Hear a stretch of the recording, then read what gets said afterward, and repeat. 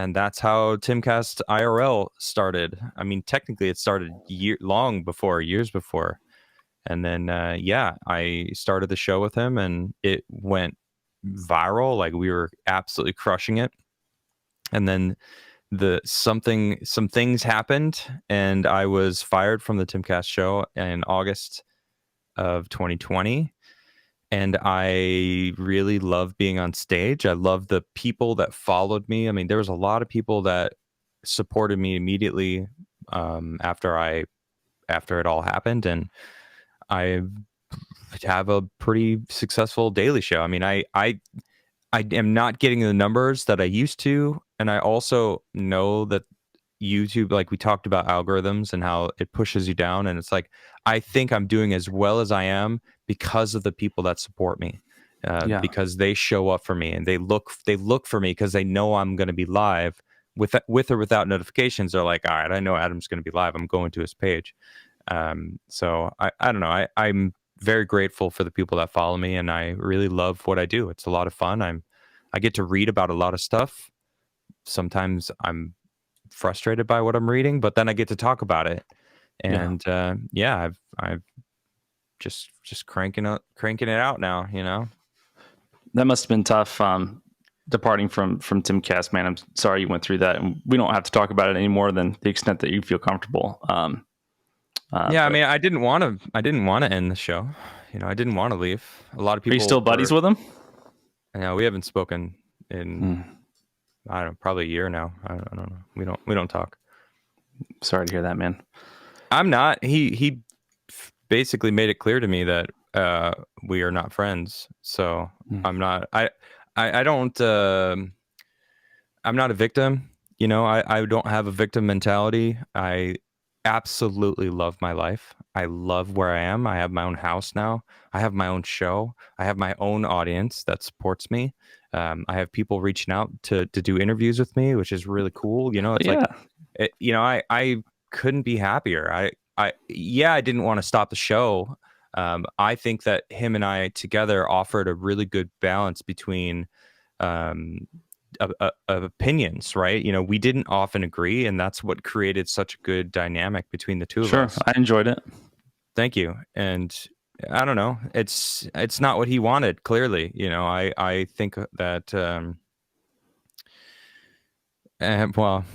I think that I made him uncomfortable live, and it's not what he wanted. I think he wanted to be surrounded by he wanted to be the smartest person in the room. Well, good for him. You know, he has that now, and I never want to be the smartest person in the room. I think that's such an arrogant style of being, you know, to require that and surround yourself with people that are less than. You know, it's like, I want to be surrounded by people that make me better. You know, Tim, I owe a lot to Tim because I didn't know anything when I started that show with him. I was not political. Sure. I didn't pay attention. Well, I mean, he's like a locomotive. I mean, you just can't stop him. I know, yeah. And I don't know anyone who works harder than Tim. You know, he's a workaholic. And I think he needs to tone it down a little bit. But I mean, we don't talk anymore. So like, honestly, I don't even care anymore. Like, I'm just focusing on my life. So yeah. But, so how did it blow up? I mean, I know that a lot has changed on these platforms since 2016. It seems like after Cambridge Analytica, all the social media platforms just went like buck wild in terms of updating terms and monitoring content. And I don't know if it's you know, it was caused by Cambridge Analytica, or it's just sort of a coincidence that there was that sort of correlation. It appears that it catalyzed that behavior from these platforms. But how was it that, you know, Tim Pool and you were able to just start doing a fucking podcast and blow up? Because, you know, a million people have tried and failed. And obviously the content's great, but there's a lot of people with great content that don't get the exposure. Well, it was a combination of multiple things. Tim is obsessed with understanding the algorithms, like obsessed.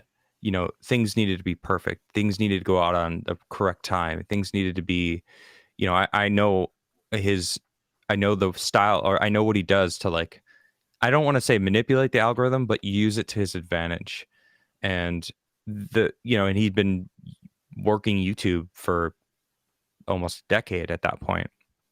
And that, coupled with the fact that I didn't agree with him, that because Tim Pool was already well known, right? And then finally you have a live show where you can communicate with him, where there's someone else there that's actually actively dunking on him. And like the chat's like, finally, someone to tell him no, right? Someone to like say the things that other people have been wanting to say. Like, I don't agree with you, Tim. And I often didn't agree with Tim. I have a very strong standpoint on whatever I think about, right? I always take a stance and I'm okay with that. Whereas, he's famously a fence sitter and wants to be like thread the needle. And it's like, it's very hard to be non-biased nowadays. It's almost no such thing. Like, no news is really non-biased, right? I mean, there is some, very rarely do you find a site just specifically tell you the truth of what's happening without adding some sort of racial bias or skewing it in a certain way. And sometimes Tim can handle that or do that sometimes, but when it comes to certain aspects of politics, for example, I was very pro-Trump, right? I was like, he's the only answer. Like, we need, like, he has been doing a great job. After I did a deep dive on Trump and I learned a lot about like his family life, but also his policies. And I'm like, damn, he's actually like a stellar president. Like, imagine if the entire government wasn't actively trying to ruin him. Imagine how much better America would have been then, right? And I don't know. It was just kind of people were thirsty for knowledge as well, and Tim is very knowledgeable about a lot of things. His facts, not his opinion. I'm talking about like what he factually knows.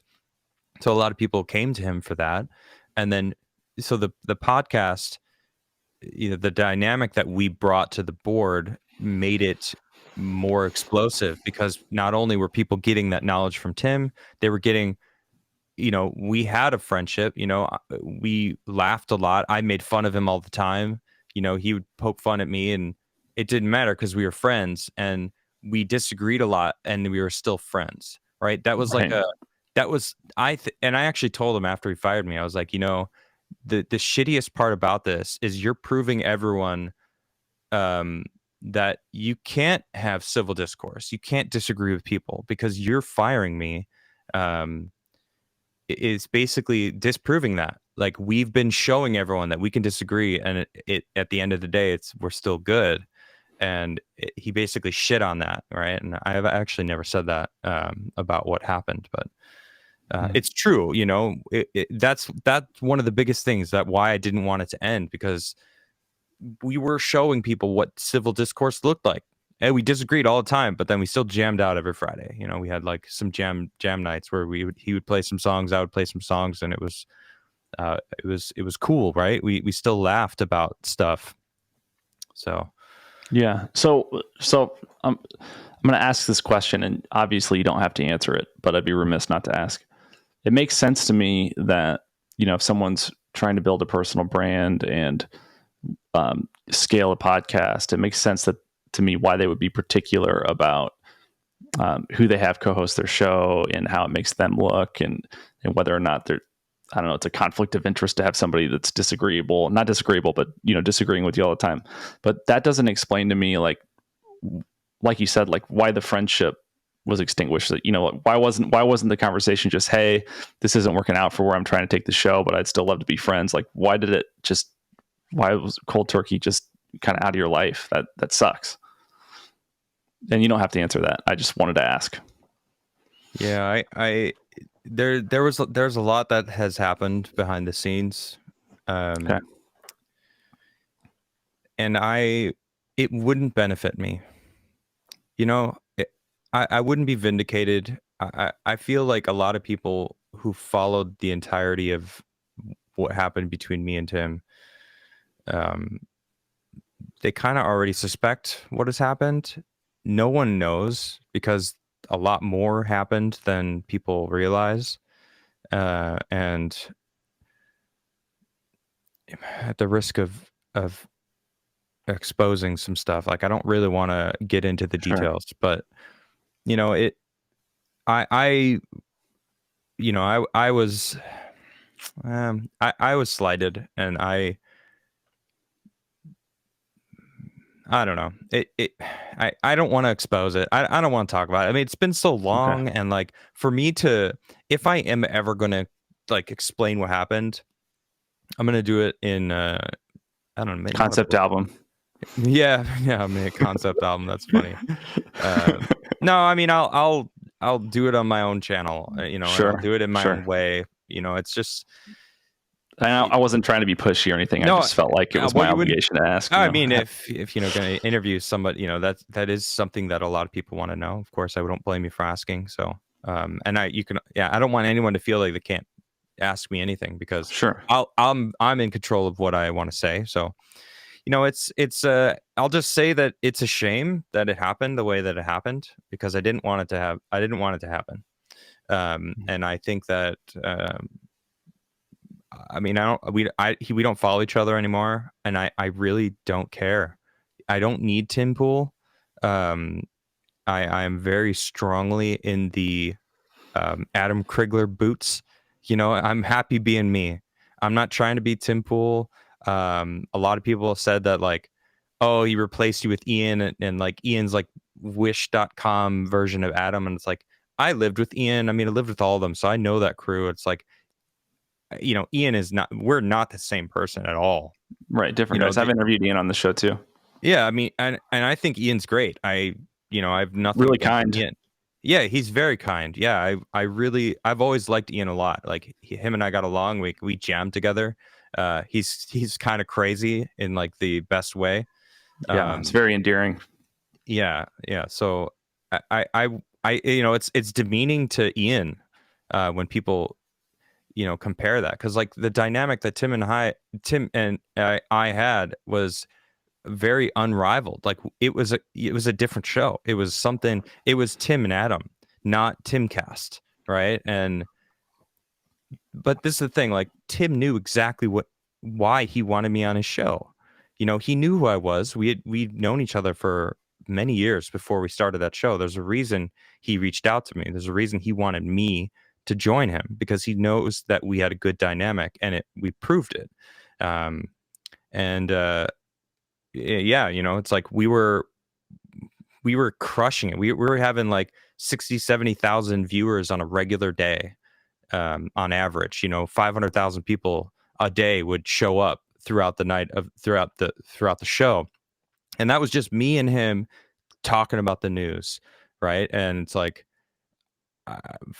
I don't watch the show, and I don't really care about the analytics, but people have come up to me and they've like, yeah, like they've only beat your last the numbers of your last show with him. We had 80,000 people that were watching concurrently, and that's nuts. 80,000 people concurrent. And it was like almost 600,000 people. Yeah. You know, and that was just me and Tim chatting about news. You know, that was it. It was nothing special. And it was like, Alex Jones came on and they beat that, and then there was like a Joe Rogan Alex Jones meetup or something that beat that. You know, there's like maybe 10 shows since I was fired that beat our best day, just him and I, right? And it's just like, that sucks, Tim. Like, you freaking, you know, shot your own show down, you know, but like, hey man, you're the smartest guy in the room, you know. I hope you have a good time. Now I get to chat with awesome people. I get to, you know, I get to interview people myself, which I love it. I get to like hang out and talk to people and find out who they really are. Tim stole Ian. Someone in chat said that. It's actually true.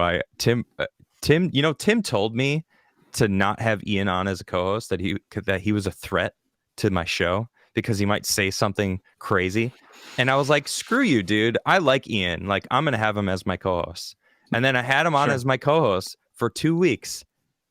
And then one day, Ian doesn't show up to my show. And I'm like, I wonder where Ian's at. Like, whatever. I'm just doing my show. And then I like go upstairs and he's on the fucking Tim show. And I'm like, what is this? Like, what? Like, you told me he was a threat. And I said, screw you. I'm having him on my show anyway. Ian and I had a good dynamic, and it was fun. Like, we were hilarious. Like, I really, really enjoyed having him as a co-host, and then boom, he's on the Tim show.